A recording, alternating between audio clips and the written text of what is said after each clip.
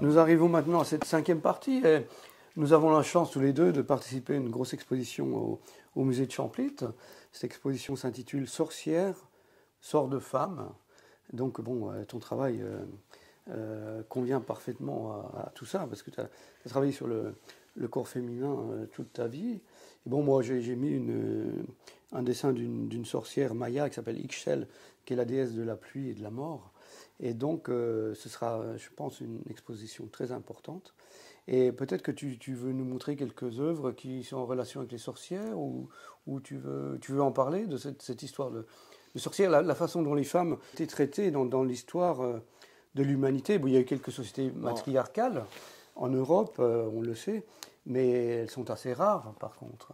Et donc, en tant que femme, tu veux peut-être exprimer quelque chose à ce sujet-là. On a parlé un peu en Afghanistan, c'était terrible. Ah oui. Mais cette histoire de sorcières qui ont été persécutées, c'est-à-dire comme Marguerite de Porrette qui a été brûlée pour avoir écrit un livre au XIIIe siècle, c'est terrible ça. C'est-à-dire que moi, c'est quelque chose qui m'a... Dès les Beaux-Arts, j'avais lu Les sorcières de Michelet. Et là, j'étais terrifiée par le sort fait à ces femmes. D'ailleurs, j'ai essayé de le relire là pour l'exposition, je me suis arrêtée. Parce que là, j'étais beaucoup plus émotive que quand j'avais 18 ans. C'est-à-dire que quand j'avais 18 ans, j'ai lu ce livre, bon voilà, c'était ma culture générale. Et là, alors là, il y a des moments qui sont tellement atroces, que je me suis arrêtée dans la lecture du livre de Michelet, qui est un livre essentiel. Et puis donc, ça m'a toujours quand même travaillé, cette histoire de femmes, de femmes brûlées, etc. Et puis, il y a quelque temps, je suis allée... Enfin... Dans cette période de mes années, avant d'être professeur aux Beaux-Arts, j'étais aux Beaux-Arts de Paris et je fréquentais un peu le milieu artistique, je dis le milieu, entre guillemets. Et donc il y avait des femmes qui déjà avaient émergé après 68, très puissantes, et qui avaient monté une revue qui s'appelait Sorcières. Elles étaient très bienveillantes avec moi, très bienveillantes. Mais je ne me sentais pas à la place avec ces femmes. C'était un milieu un peu élitiste de Paris. Je ne me sentais pas à la place, mais j'ai participé à leur revue une fois. Et donc, je sais qu'elles m'ont fait venir, parce qu'elles ont senti en moi cette force, etc., qui est un peu une force tellurique dans mon travail, en fait.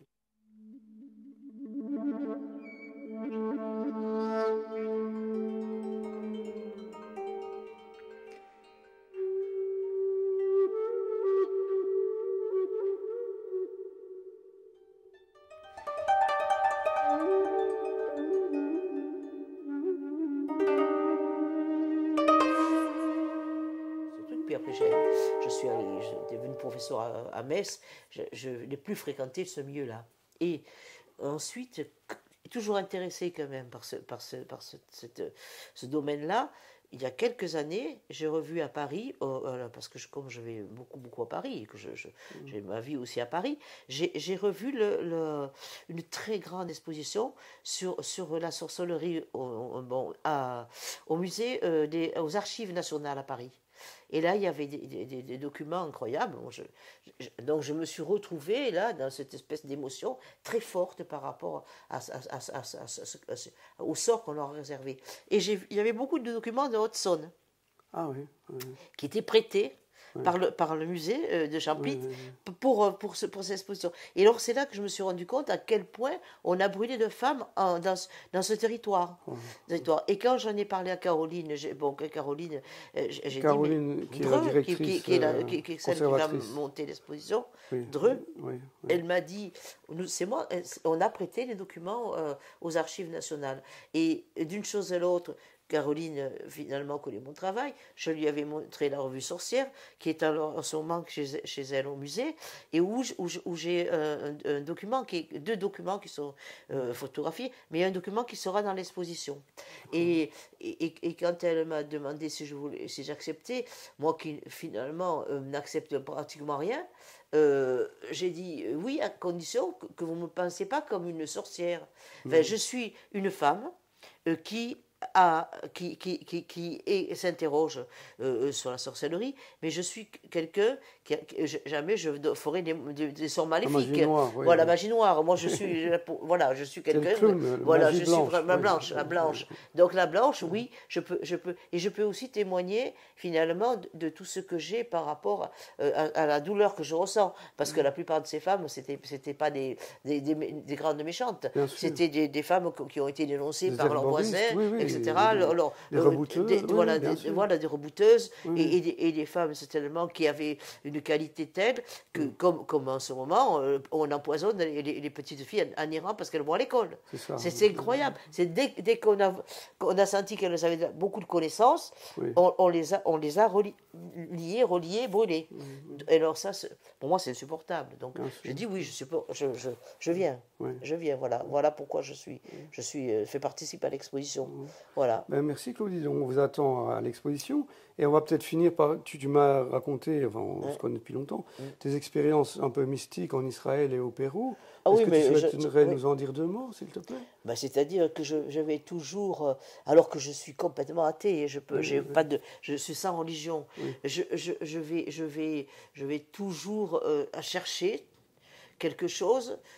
Et donc, j'ai quand même une connaissance de la Bible, quand j'étais petite, beaucoup de la Bible, énormément. Et puis, je me suis dit, un jour, je vais aller à Israël. Et j'étais enceinte de ma fille. Mais je ne savais pas si j'allais la garder ou non. Il faut voir les choses comme ça. Donc, je suis partie en Israël. Et là, comme je connaissais parfaitement la Bible, j'ai suivi tout l'itinéraire de Jésus. Oui. Donc, et à un moment, je logeais à l'auberge jeunesse de Capharnaüm. Et c'est au bord de lac de Tibériade. Et j'ai dit, je vais monter à pied, donc j'étais quand même à 7, mais au tout début, je vais monter jusqu'au mont, un mont, je ne sais pas comment ça s'appelle ce mont, en fait c'est un mont Saint, je ne me rappelle plus là, et je vais regarder de là-haut le Tibériade. Et c'était presque le coucher du soleil. Et c'est vrai que là, j'étais dans un état d'espèce d'extase, alors que je suis complètement... pas du tout, je suis athée. Hein. Oui, tu n'es pas monothéiste, mais tu es animiste quelque part. Oh, mais oui, mais complètement. Oui, non, mais bon, il faut dire les choses. Oui, je suis panthéiste, et je crois à tous les petits dieux, etc. Je crois à la nature, je crois au torrent, je crois au truc. Ce personnage de Jésus, c'est un personnage qui a certainement existé, mais j'allais dire qui est vraiment un peu comme Che Guevara, hein, le dindon de la farce. Hein. Bon, et donc, quand j'étais là-haut, quand même, le paysage était tellement beau. C'est surtout le paysage. Le silence. Et puis quand même, dans ma tête, je disais, en bas, c'est le Tibériade, quand même. Hein. Donc, dans ma tête, je me suis raconté toute une espèce d'histoire où j'étais complètement en état pas d'évitation, mais j'étais vraiment dans un état cosmique, de lien cosmique. Je ne sais pas ce que j'avais, mais j'étais bien. Et puis alors, ce qui était drôle, c'est toujours, comme te dit l'envers du truc, c'est quand je suis descendue jusqu'au bord du lac, j'ai traversé, et à ce moment-là, c'était vrai, il y a très très longtemps, Israël était en état de paix. Et en descendant, je suis tombée sur un chien noir qui m'a coursé. Je suis montée sur un arbre, et là, qui c'est qui a appelé ce chien? C'était les Palestiniens qui ont des tentes là, qui logeaient là. J'ai été dans cet état où je me suis dit, à la fois, il y a ce truc, et puis il y a le chien noir qui arrive qui te rappelle à l'ordre. C'est-à-dire, ce truc là-haut, planer, il y a toujours la réalité terrestre qui te rappelle à l'ordre. Et la réalité te rappelle. Mais en même temps, si tu veux, ces Palestiniens ont été très gentils, m'ont fait manger, etc. Et je suis retournée, ils m'ont ramené, parce que c'est eux qui m'ont ramené jusque vers Capharnaüm. Il y avait à la fois ce côté extrêmement mystique, et puis le côté le chien qui arrive. Hein. Oui. Le diable un peu. Le diable, en tout cas la réalité. Oui, la réalité est arrivée avec le chien, tu vois. Donc j'avais plus qu'à me réfugier, à monter dans l'arbre, tu vois, pour me sauver voilà. Super. Pour me sauver. Bah, écoute Claudie, je te remercie beaucoup pour cet entretien. Merci de nous avoir accueillis dans ton atelier. Et puis bonne chance pour tout. Et donc bonne expo aussi, on se reverra bientôt. Bon, bien sûr. Hein. Oui. Et un grand merci à Lionel qui était à la caméra. Oh oui, voilà, franchement. Et puis ma foi, bonne chance à tous. Au revoir, à bientôt. Merci Jean-Pierre et merci Lionel, parce que franchement, oh là là, merci.